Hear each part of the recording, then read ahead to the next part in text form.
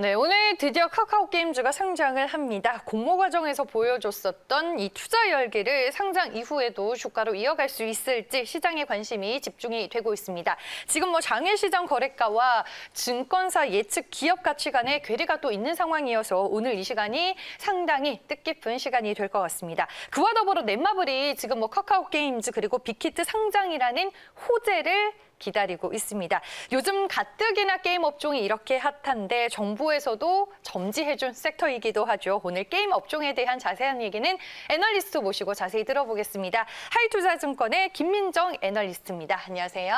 안녕하세요. 네.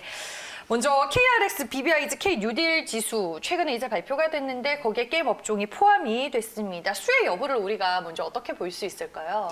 네, 이제 잘 아시다시피 그 BBIG 지수의 약자가 이제 끝에 IG가 인터넷하고 게임 이 섹터가 포함이 됐습니다. 그래서 이 중에서도 이제 게임 같은 경우에는 종목이 포함된 것들 보면은 NC소프트, 넷마블, 펄어비스 이런 이제 시가총액 상위 종목도 포함이 됐고요. 그리고 NH은행 등 그 중소형주도 포함이 되면서 좀 상당히 기대를 이제 불어넣었는데요. 그래서 지수에 포함된 그 게임 업종의 시가총액의 그 규모를 보면은 상위 3개의 그 업체의 그 시총액 규모는 12조 5천억 정도 됩니다. 그래서 이 시가총액 규모는 다른 그 BBIG 지수 3개 섹터 대비해서는 시가총액 규모가 한 절반 정도밖에 안 되기 때문에 이거는 이제 뉴딜 지수는 동일 가중 방식으로 산출이 되기 때문에 시총 규모가 오히려 작을수록 이제 자금 유입 강도가 더 셀 거라고 보기 때문에 네. 게임 업종이 좀 이 뉴딜 지수의 선정에 따른 수혜가 강할 것으로 보고 있습니다. 네, 알겠습니다. 저희가 이제 먼저 K뉴딜 지수에 포함이 된 인터넷 업종 그리고 게임 업종에 대한 얘기를 먼저 나눠봤고요. 제가 앞서서 예고해 드렸다시피 오늘 드디어 카카오게임즈가 상장을 하게 되는데 정말 이번에 청약 경쟁률이 어마어마했잖아요. 향후 네. 이제 카카오게임즈를 바라보는 시각이 좀 어떠세요? 네, 저도 상당히 놀랐습니다. 그래서 이 유동성 장세다 보니까 이렇게 좀 카카오라는 좀 매력적인 타이틀이 붙었기 때문에 좀 더 이렇게 청약 경쟁률이 높았던 것으로 보이는데요. 그래서 말씀하신 대로 흥행에 성공하면서 공모가가 이제 상단으로 결정이 됐습니다. 그래서 오늘 이제 시초가를 봐야겠지만은 일단 카카오게임즈 상황을 보시면은 지난 7월에 가디언 테일즈라는 모바일 게임 신작을 출시를 해서 상당히 좀 흥행에 성공을 했고요. 그래서 상반기까지 이제 작년부터 올해 상반기까지 좀 긴 시간 동안 그 신작이 없었던 것 대비해서 하반기 때는 이 가디언 테일즈를 기반으로 실적 개선이 본격화될 거라고 보고 있습니다. 그리고 이제 신작이 가장 중요한 모멘텀일 텐데요. 올해 11월에 드디어 이제 대작 MMORPG 이제 PC 게임입니다. 엘리온이 출시가 되고요. 네. 그리고 내년 1분기 때 모바일 MMORPG 오딘이라는 이 대작들이 계속 준비가 순차적으로 돼 있기 때문에 당연히 가디언 테일즈를 시작으로 이 신작 기반으로 실적 개선은 클 것으로 보고 있는데요. 매출 추정은 이제 올해 그리고 2021년까지 합쳐서 연간으로 40% 이상 성장은 탑라인은 굉장히 높게 성장 가능하다라고 보고 있습니다. 그렇지만은 이제 카카오 게임즈에 대한 그 사업 구조를 잘 보시면은 아직까지는 직접 개발보다는 퍼블리싱 위주의 게임으로 상당히 매출 구성이 많이 돼 있기 때문에 이 퍼블리싱을 하는 게임들이 계약이 종료가 돼서 이탈이 될 경우 이런 리스크도 있고요.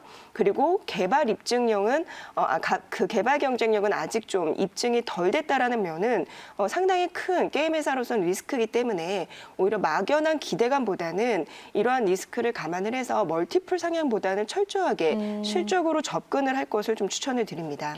이 퍼블리싱은 넥슨 정도의 운명이 아니면 쉽지 않을 것이다. 이렇게 보는 투자자분들도 있더라고요. 오늘 직접 글을 남겨주셨는데 그런 부분에 대한 리스크를 지금 지적을 해주시는 건가요? 네, 맞습니다. 이제 퍼블리싱은 말 그대로 네. 다른 개발사에 있는 게임을 가져와서 하는 것이기 때문에 이거를 이제 좋은 계약을 하지 못한다면은 좋은 게임을 확보하지를 못한다는 것이기 때문에요. 이들이 카카오 게임즈가 상장을 이제 공모를 하는 가장 큰 이유도 공모 자금을 활용을 해서 좀 좋은 개발사를 이제 인수해서 내재화시켜서 좀 자체 개발을 강화시키려는 의지가 있기 때문에 이 부분이 차곡차곡 잘 진행이 될 건지 좀 째려봐야 되는 기업이라고 봅니다. 네, 알겠습니다. 그리고 지금 이 카카오 게임즈를 바라보는 투자자분들이 보는 기업 가치 그리고 증권가 측에서 보는 또 기업 가치 갭이 좀 있는 것 같더라고요. 어때요, 좀 분위기는?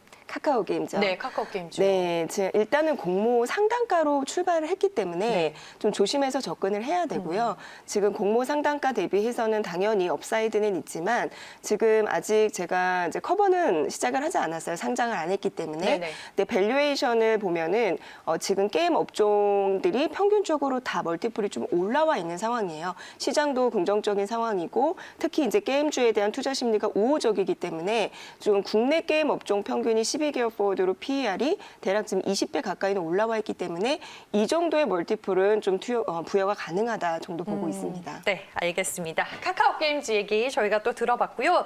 넷마블 얘기를 최근에 또 시장에서 빼놓을 수가 없습니다. 빅히트 2대 주주이자 또 카카오 게임즈의 지분을 보유하고 있어서 최근에 또 모멘텀이 많이 부각이 되고 있는 종목인데 넷마블의 적정 기업 가치는 우리가 또 현 시점에서 어떻게 추정해야 될까요? 네, 자꾸 좀 보수적인 얘기를 드리게 되는 것 같은데요. 네. 카카오 게임즈도 그렇고 이제 카카오 게임즈 지분을 가지고 있는 넷마블도 동등하게 좀 굉장히 최근에 많이 급등을 했습니다. 네, 넷마블 같은 경우에는 카카오 게임즈는 소수 지분을 가지고 있는데요. 그 외에도 이제 NC소프트라든지 얼마 전에 인수한 코웨이 그리고 이제 빅히트 엔터테인먼트까지 좀 풍부한 현금을 기반으로 그동안 투자 자산들을 많이 이제 보유를 하게 됐습니다. 그래서 NC소프트는 기업 가치를 지금 하이투자증권에서는 26조 정도를 평가를 하고 있고요. 카카오 게임즈는 2조 3천억, 그리고 빅히트 엔터테인먼트는 5조 8천억으로 산정을 했는데 카카오 게임즈와 빅히트 엔터테인먼트 같은 경우에는 공모 상단가 대비해서도 지금 더 높게 산정을 한 수치입니다. 그리고 이제 중요한 게 신작 같은 경우에는 지금 3분기 출시 예정인 얼마 안 남았죠. 이렇게 되니까 BTS 유니버스 스토리라는 신작이 있는데요.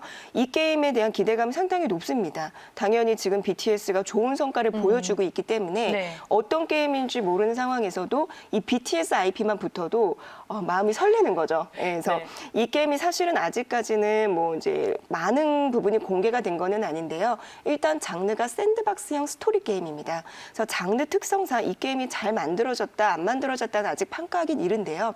장르 특성상 일단 알프가 높을 수는 없습니다. 다만 글로벌 팬층들이 굉장히 넓기 때문에 그 폭넓은 이용자층으로 어느 정도로 매출을 기여할 수 있다라고 봐서 상당히 공격적으로 초기 일매출액을 15억으로 지금 가정을 해서 매출을 추정을 해놨기 때문에 어쨌든 지금 자회사에 대한 가치도 공격적으로 해놨고 그리고 신작에 대한 일매출액 가정치도 상당히 높게 해놨음에도 불구하고 지금 넷마블의 기업 가치는 좀 많이 고평가되어 있다고 보기 때문에 네. 좀 단순한 이제 이런 자회사의 가치에 대한 멀티플 스트레칭보다는 좀 신작에 대한 성과를 좀 지켜보면서 팔로우를 할 거를 추천을 드립니다. 네, 알겠습니다. 넷마블도 어떤 관점으로 보고 계시는지 저희가 또 팁을 얻어봤고요. 게임 업종 하면은 신작 얘기를 우리가 또 빼놓을 수가 없는데 올해 또 신작 모멘텀이 있는 종목들은 어떤 것들이 있을까요? 네, 올해는 네. 신작 모멘텀이 좀 다양하게 있습니다. 대작부터 뭐 이제 중소형 게임까지 다양하게 포진이 될 텐데요. 일단 가장 기대되는 작품이라고 하면은 당연히 이제 규모 측면으로 볼 수밖에 없는데요. 이제 대규모작, 대작 MMORPG 출시, 그러니까 NC소프트의 블레이드 앤 소울 2가 가장 기대작이라고 볼 수 있습니다. 네. 그 이유는 이제 NC소프트가 리니지 시리즈들을 계속 승행을 시켜왔었고 그 이제 추가적으로 리니지 IP 외에 또 신작을 내놓는 거는 이 블레이드 앤 소울, 불소가 처음입니다. 그렇기 때문에 당연히 기대를 할 수밖에 없고 MMORPG 시장이 얼마나 더 클 수 있느냐라는 의구점이 있지만은 이제 얼마 전에 또 바람의 나라, 넥슨의 바람의 나라가 출시가 됐는데 이 게임이 이제 리니지 상위권 게임을 매출을 잠식시키지 않고 또 다른 매출이 확 붙었다는 걸 보면은 아직까지는 MMORPG가 신작이 나오면 시장 파이를 키울 수 있는 한계가 제한 그 여력이 있구나라고 네. 판단이 되기 때문에 좀 이 불소2에 거는 시장 기대감이 좀 큰 상황이고요. 그리고 또 이제 오랜만에 신작 대작을 내놓는 게 컴투스가 있습니다. 컴투스는 지금 매출의 80%가 서머너즈 워라는 게임 하나로 구성이 돼 있는데요. 이 게임이 지금 6년이 된 게임입니다. 그래서 이제 좀 한동안 6년 동안 잘 매출이 나왔어도 매출 성장은 좀 제한적이었는데요. 이제 6년이 됐고 이제 내년이 되면 7년인데 7년 만에 드디어 이 서머너저 IP를 활용한 신작이 나옵니다. 그래서 이 서머너저가 현재 일매출의 글로벌로 한 10억 정도 나오는 좀 대작이기 때문에 당연히 이 IP를 활용한 신작에 대한 흥행 기대감도 높을 수밖에 없고요. 추가적으로 이 컴투스의 기업 가치가 상승하게 되면은 컴투스의 지분 가치를 가지고 있는 게임빌도 좀 동반 상승이 되지 않을까라고 예상을 하고 있습니다. 그리고 추가적으로 좀 보실 거는 이제 위메이드 같은 경우에는 중소형주인데요. 위메이드도 이 미르 IP라는 이제 특별한 IP를 좀 가지고 있습니다. 그래서 이 IP를 가지고 중국에 좀 라이선스 사업 이슈로 해왔었는데 올해는 이 미르 IP를 가지고 세 종의 신작을 자체 개발적을 내놓기 때문에 하반기부터 순차적으로 한 종씩 나올 거라서 위메이드도 좀 주목해서 볼 필요가 있다고 판단하고 있습니다. 네, 제가 카카오 게임즈 추가 질문을 너무 많이 들었나 봐요. 좀 들어야 할 얘기들이 많이 남았는데 시간 관계상 10월에 다시 한번 모시도록 할게요. 네. 오늘 말씀 잘 들었습니다. 고맙습니다. 감사합니다.